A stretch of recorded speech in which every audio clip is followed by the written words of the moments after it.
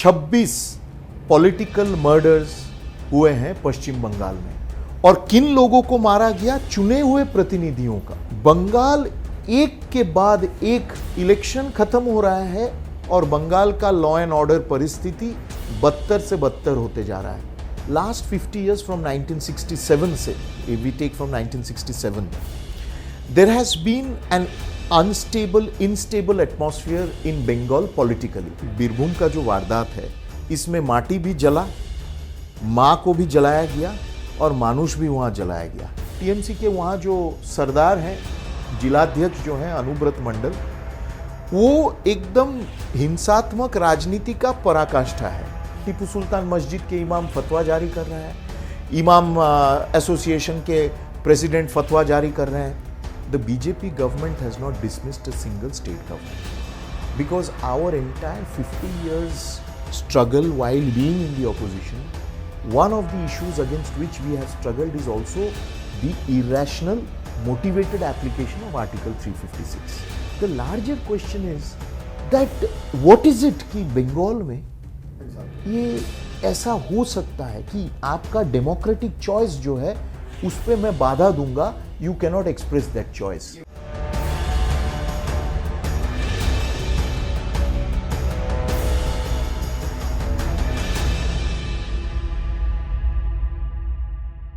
नमस्कार, मैं राज चावला। आज जिस विषय को लेकर हम यहाँ एकत्रित हुआ और मेरे साथ कुछ विशेष मेहमान भी है, परिचय कराऊं। पहले विषय पश्चिम बंगाल का रक्त रंजित लोकतंत्र, लहूलुहान लोकतंत्र, ऐसा लोकतंत्र जो शायद भारत के इतिहास में इतनी बुरी स्थिति कभी किसी राज्य में नहीं देखी गई जैसे आप आज पश्चिम बंगाल में देखते हैं। हाँ, कभी केरल और जम्मू कश्मीर से इसकी तुलना कभी कभार हो सकती है, मगर चर्चा आज बीरभूम जिले के रामपुर हाट में जिस तरह की घटना हुई, उस बहाने आज पश्चिम बंगाल के राजनीतिक हिंसा का किस तरह से एक चरित्र वहाँ पैदा हुआ है, उस पर हम लंबी विस्तार से चर्चा करेंगे। सबसे पहले बीरभूम में जो घटना हुई वो अब सबके सामने है।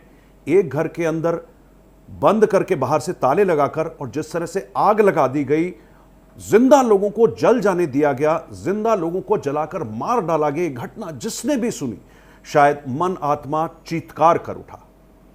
ये किसी सभ्य समाज में ऐसी घटना स्वीकार नहीं हो सकती और इसीलिए प्रधानमंत्री ने कहा भी कि चाहे जो हो, राज्य सरकार से ऐसी अपेक्षा है कि वो इस घटना के, इस वारदात के जो दोषी हैं, जो गुनहगार हैं, उन्हें सजा जरूर दिलाकर रहेगी। लेकिन मुझे समझना ये है डॉक्टर साहब, मां माटी मानुष का नारा था। मुझे पता है उस समय टाटा की जमीन का एक विवाद सिंगूर में चला था और ममता बिल्कुल सड़क पर खड़े होकर के और वहां आदिवासियों के साथ, लोकल लोगों के साथ, नंदीग्राम, जिनका सब जमीन का जो मामला था, और वो जमीन वापस टाटा को आखिरकार छोड़ करके जाना पड़ा, वहां से निकलना पड़ा। फिर गुजरात के साणंद में उन्होंने अपनी फैक्ट्री लगाई, वो दूसरी कहानी। लेकिन जिस तरह का नारा लेकर के ममता बनर्जी चली थी, हम ये भी मानते हैं कि शायद वो लोकहित में होता, सीपीएम की पॉलिटिक्स जैसी ही कुछ पॉलिटिक्स थी, पर उससे कुछ मॉडरेट होती, उसमें लोक कल्याण की कुछ और बातें होती, शायद कुछ विकास की भी बातें होती। और उस वक्त कहा गया, आपने परिवर्तन एक शब्द कहा, परिवर्तन का मतलब बदलाव है, वो ये कहकर आई थी। शुरू में शायद लोगों को लगा होगा पहली बार जब सरकार आई तो दिशा कुछ ठीक रही होगी। आप ज्यादा अच्छे से रीड कर सकते हैं क्योंकि आपने उस पूरी पॉलिटिक्स को जिया है, देखा है, आप उसके पार्ट भी रहे कहीं ना कहीं बंगाल के। किस तरह कहां वो गड़बड़ हो गई और किस तरह के इन्फ्लुएंस में ममता बनर्जी आती चली गई? क्या सिर्फ वोटों का एक चक्कर था? क्या एक स्पेसिफिक कम्युनिटी की अपीजमेंट के लिए वो इतना यहां तक चली आई कि उन्होंने वो जो अपने सिद्धांत थे, कहीं कुछ किसी को जिसको लोगों ने सही माना होगा, वो भी पीछे छूट गए, सिर्फ और सिर्फ अपीजमेंट की पॉलिटिक्स रह गई? ये हुआ क्या? देखिए, मुझे जो लगता है कि इसमें कई आयाम हैं।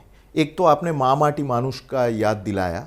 अगर आप देखते हैं कि बीरभूम का जो वारदात है, इसमें माटी भी जला, माँ को भी जलाया गया और मानुष भी वहाँ जलाया गया। तो ये एक तरफ से कह सकते हैं कि एक सांकेतिक प्रतिबिंब है कि ममता बनर्जी का शासन का असर वास्तविक रूप से बंगाल में क्या हो रहा है, ये बीरभूम के घटना के माध्यम से हम देख पा रहे हैं। और ये भी आपने एकदम सही कहा कि ये बीरभूम जो जिला है, और मैं उस विषय में आ रहा हूं आपने जो पूछा, पर आपने ये जो तस्करी का बात जो कहा, रेत तस्करी, पत्थर तस्करी, अवैध गाय के तस्करी, ये सब उस जिला में बहुत भीषण पैमाने पे होता है। हालांकि बीरभूम ऐसा एक जिला है, एक तो है हिंसात्मक राजनीति का केंद्र बोल सकते हैं हम पश्चिम बंगाल में, बीरभूम एक केंद्र है वो। दूसरा है तस्करों का केंद्र है बीरभूम, और तीसरा है जो मैंने बताया बम, बंदूक और बारूद इतना भारी पैमाने पे वहाँ तैयार होता है और फिर वहाँ से हर राज्य के दूसरे प्रांतों में भेजा जाता है। ये जो वहाँ मिट्टी में जाकर राजनीति किया होगा या जिसका थोड़ा अंदाज है उसको ही मालूम है। मैं इस बार जब इलेक्शन लड़ा वहाँ से तो मुझे कंप्लीटली अंदाज हो गया कि वहाँ क्या चलता है। और ये आपस के गुट जो हैं टीएमसी का, क्योंकि टीएमसी के वहाँ जो सरदार हैं, जिलाध्यक्ष जो हैं अनुब्रत मंडल, वो एकदम हिंसात्मक राजनीति का पराकाष्ठा है, स्वरूप है अगर बोल सकते हैं। मुझे लगता है सभी जिलों में ऐसी स्थिति है, क्योंकि मैंने कई घटनाएं ऐसी सुनी चुनावों के दौरान भी। एग्जैक्टली सभी जिलों में है, पर बीरभूम से सबसे ज्यादा है। 85% प्लस सीट 2018 में पंचायत इलेक्शन में बिना कॉन्टेस्ट टीएमसी जीता। अपने लोगों को वहां निकलने ही नहीं दिया to even go and file their nomination. तो इस जिला का ये एक स्वरूप है। ममता का जो इशू है, देखिए परिवर्तन का बात करके वो आई राजनीति में, वो 2011 में परिवर्तन हुआ। क्या है कि पहले 2-3 साल वो मैनेज कर पा रही थी, पर ऐसा एक दल उसने खड़ा किया था जिस दल के ऊपर नियंत्रण, जिस दल के साधन के ऊपर नियंत्रण या साधन जुटाने के लिए नियंत्रण क्रोनीज के थे, क्रोनी कैपिटलिज्म जिसको कहते हैं। ये चिट फंड का जो मामला हुआ, हजारों परिवार और रूरल परिवार जो गांव में साधारण लोग, अति गरीब लोग, जिनका सब कुछ जीवन भर का जो इन लोगों ने पूंजी जमा कर रखा था, सब कुछ चला गया चिट फंड। ये पहली बार लोगों को लगा कि अरे ये क्या परिवर्तन हो गया, हमने तो इसको विश्वास करके लाया, ये हम सब हमारा लूट लिया। अच्छा, जिसके माध्यम से ये चिट फंड जो कारोबारी थे, जिसके माध्यम से ये अपना दल चलाती थी, ये अपना वसूली मांगने लगा, इसलिए वो अपना पेंटिंग बेचने लगा 2 करोड़ रुपया में, पेंटिंग कुछ भी करके। तो on the one hand this was it, on the other hand ये जो आपने कहा तुष्टीकरण के राजनीति, अपीजमेंट पॉलिटिक्स, उसको लगा कि जो माइनॉरिटी वोट है वो मेरे तरफ आ गया है करके मैं सत्ता में आई हूं, तो मैं किसी तरह इसको मैं पकड़ के रखूंगी। तो टीपू सुल्तान मस्जिद के इमाम फतवा जारी कर रहा है, इमाम एसोसिएशन के प्रेसिडेंट फतवा जारी कर रहे हैं, और she went overboard to appease and get these people in her fold. इसलिए एक समय जो जय श्री राम का नारा को भी उसने बोलने लगा कि ये आतंकवादियों का नारा है और जो ये नारा डाल रहे हैं मैं उनके खाल खींच लूंगी, ऐसा उसका स्वभाव हो गया था। She went overboard. रामनवमी आप कर नहीं सकते हैं, दुर्गा विसर्जन के समय में रेस्ट्रिक्शन, सरस्वती पूजा स्कूल में करना चाहते हैं तो उसको नहीं करने देंगे। 2016 से ये जो सेकेंड टाइम, 2000 लगभग 15 से कह सकते हैं, 14-15 से उसका ये मूर्ति असली चेहरा उसने धारण किया। तो it is in a sense कह सकते हैं क्रोनीज के हाथ में उसका पूरा तंत्र चला गया एक तरफ। दूसरा है ओवर अपीजमेंट पॉलिटिक्स, कि ऐसे फोर्सेस आपने छोड़ दिया जिनको आप कंट्रोल नहीं कर पा रहे हैं, उनके डिक्टा सुन रहे। और third, complete co-option of law enforcing agencies and administration, यानी आप पूरा तंत्र को चुने हुए 3-4 लोगों के माध्यम से आप चला रहे हो इसको। तो ये ही परिवर्तन हुआ। और क्या है, आम जन को लगा कि हम कहां जाए, हमारा ना सुरक्षा है, हमारा भविष्य ना सुनिश्चित है, इनको लगने लगा है अभी। और अगर आप मुझे देते हैं परमिशन, और एक बात है कि कोई गवर्नेंस मॉडल नहीं है, शासन मॉडल नहीं है। आपका आने वाले 5 साल में आप इस राज्य को, पश्चिम बंगाल में कहां देखना चाहते हैं वो हम नहीं जानते हैं। और एक पीढ़ी दर पीढ़ी यूथ सब पश्चिम बंगाल को छोड़ के बाहर जा रहे हैं, चले जा रहे हैं। Calcutta is turning into an old age home. उनका वहां कोई अपॉर्चुनिटी नहीं है.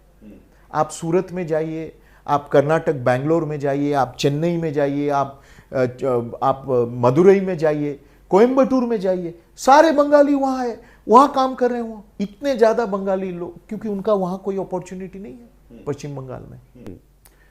चुनाव के समय इसकी चर्चा मैंने की थी. मुझे लगता है श्री दत्तन जी, एम्प्लॉयमेंट जैसा एक विषय भी उस समय कई विद्वानों ने उठाया था कि यहाँ की जो युवा पीढ़ी है वो धीरे धीरे निकल रही है. तो ये अपने आप में बड़ी चिंता, और जिस तरह का परिवर्तन, और अगर उस परिवर्तन की परिणति अगर बीरभूम जैसी घटनाएं हैं, तो मुझे लगता है कि वो ये हालात सच में चिंताजनक है, और बंगाल के विद्वानों को ही इस पर जरा आगे चिंता करनी पड़ेगी. श्री दत्तन जी कुछ पूछना चाहते थे. This brings to another important question, which is see, the important question is, you are part of BJP, and there is a central government also. What is the central government doing to curb this or takes action against the state? Because center can intervene to. You see, Sri Dattan ji, the issue is, if you have seen the pattern since 2014, after Prime Minister Modi has come to power, the BJP government has not dismissed a single state government, because our entire 50 years struggle while being in the opposition, one of the issues against which we have struggled is also the irrational, motivated application of Article 356. So that has been an article of faith for us, that it is an elected government. However, its performance within the rules of the constitution and structure, we will express our opposition to it. We will express our concern. This government of India will seek reports from it.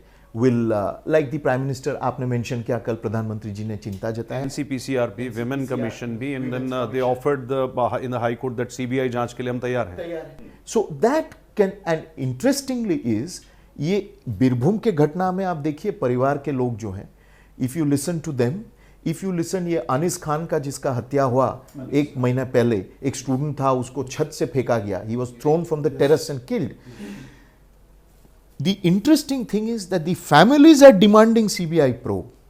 It only means that the people of West Bengal have no more faith in their own law investigative agencies. Now my point is, today we are the single largest and the only opposition party in West Bengal, which we were not even 5 years back. There was no question. Even 2 years back we were not. And after 1996, this is the first time that you have one party which is the single largest opposition in the assembly. So what we believe is that we have to take forward our democratic struggle against this government. We have to take it forward. We have to, at every issue, fight it democratically. We cannot obviously get into the level that they are getting into. Start ammunition factories, throw ammunitions at each other.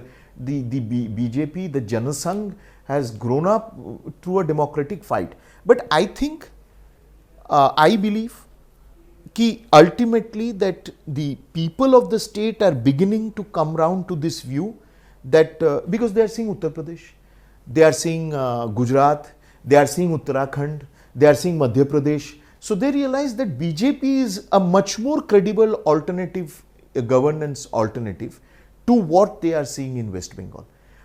अब challenge जो है कि ऐसा तो सुनिश्चित करें कि vote जो है, इलेक्शन जो है, वो एकदम फेयर एंड फ्री हो इन द राइट एटमॉस्फेयर. क्योंकि कभी कभी ये तो बहुत क्लियरली नजर आता है कि लोगों के मन में कुछ है पर उनके पास ऑप्शन नहीं है करके उनको देना पड़ रहा है, क्योंकि इतना भयभीत है वो लोग. So I think the central government that much. Yes. Yeah. Another, I want to interject also that another criticism against BJP is that you have allowed your workers to fend for themselves. You left them in the to the dogs. So how do you tackle this? No, I think you see that is a very unfair kind of a perception, people who have it. Right from day one, because frankly speaking, BJP, because we have that, that training for the last 70 years from the days of the Janasangh, it is an inherently democratic party. आप देखिए, और ये बंगाल में ये चर्चा का मुद्दा भी बना कि 7 चरण में चुनाव उत्तर प्रदेश में हुआ, एक भी हिंसा का वारदात उत्तर प्रदेश में पिछले चुनाव के दौरान नहीं हुआ। तो हमको भी लगा कि चुनाव के दौरान बंगाल में चुनाव के बाद क्या होने वाला है, जो जीतेगा जीतेगा, जो हारेगा हारेगा। तो ये कोई एंटिसिपेशन नहीं था कि इस इंटेंसिटी का वायलेंस हो सकता है। जब तक we got back together, we got our acts together, तब ये वायलेंस कुछ हद तक हो चुका था। पर उसके बाद human rights commission, women's commission, ST commission, NCW, जो भी केंद्रीय सरकार के विंग्स हमारे कंट्रोल में, हमारे हाथ में थे, उनको एक्टिवेट किया गया और वो सुमोटो कॉग्निसेंस लिया, नंबर 1। नंबर 2 की केसेस, कार्यकर्ताओं के लिए केसेस फाइट करना, ये आप उस समय का 1 साल के पहले का कह रहे थे, मैं इस बार का कह रहा हूं। कृष्णा भट्टाचार्य अपने बहुत सीनियर लीडर, कई 30-35 साल से पार्टी के लिए हैं और एकदम समर्पित जीवन, उनको इस बार कॉरपोरेशन की इलेक्शन जिस दिन वोटिंग था उसके 1 दिन पहले इतना बेरहमी से मारा, उनके 2 पैर टूट गया, उनका हाथ तोड़ा गया, ऑक्सीजन सपोर्ट, वो अभी कुछ दिन पहले ठीक होके निकली और गई। उनका सारा ट्रीटमेंट का व्यवस्था, उनके केसेस का व्यवस्था, और हर कार्यकर्ता का अभी लिस्टिंग बना है, उनके अकाउंट्स में मुआवजा जो ये कंपनसेशन जा रहा है, ये प्रक्रिया शुरू हुआ है, शुरू होके चल रहा है। दूसरी तरफ सीबीआई इंक्वायरी हो रहा है, कोर्ट मॉनिटर्ड सीबीआई इंक्वायरी चल रहा है, और एक एक जो है इनको हम बख्शे नहीं, सीबीआई का इंक्वायरी चल रहा है। तो दोनों तरफ ये चल रहा है। But it is not that the party has left them in the lurch. Confidence अभी धीरे धीरे वापस आ रहा है अपने कार्यकर्ताओं में। पर जो लार्जर प्रश्न होना चाहिए, हमारे सामने आसाम का इलेक्शन था, हमारे सामने उत्तर प्रदेश का इलेक्शन हुआ, उत्तराखंड हुआ, मणिपुर जैसा स्टेट हुआ, जो मणिपुर आप जानते हैं, आप नॉर्थ ईस्ट में आपने बहुत क्लोजली देखा, जो उस मणिपुर में हम सोच नहीं सकते थे, इतना फ्री एंड फेयर इलेक्शन हुआ, कोई परेशानी नहीं। The larger question is that what is it कि बंगाल में ये ऐसा हो सकता है कि आपका डेमोक्रेटिक चॉइस जो है उस पर मैं बाधा दूंगा, you cannot express that choice.